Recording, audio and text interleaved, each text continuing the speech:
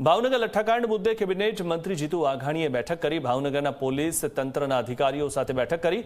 બેઠકમાં અત્યાર સુધીની કાર્યવાહી અંગે માહિતી મેળવાઈ। પોલીસે અત્યાર સુધીમાં 21 પૈકી 13 આરોપીઓને પકડ્યા છે તે વાતનો ઉલ્લેખ પણ મંત્રીએ કર્યો અને સમગ્ર મામલે કડકમાં કડક કાર્યવાહી કરાશે તે વાતનો ઉલ્લેખ પણ જીતુ વાઘાણીએ કર્યો।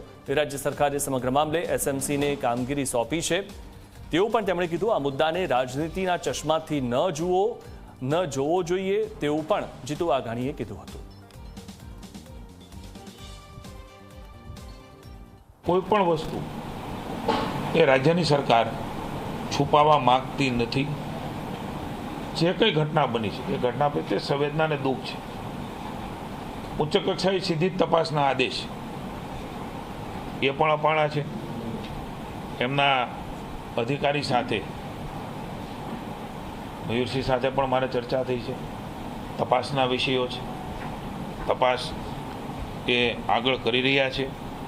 અત્યારે કંઈ પણ હું વાત કરવા જાઉં તો એને અલગ અલગ એંગલથી જોવાશે।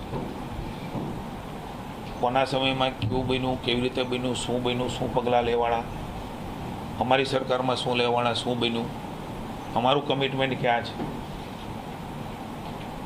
એટલે કોઈ એને અલગ અલગ રાજનીતિના ચશ્માથી ન જોવામાં આવે।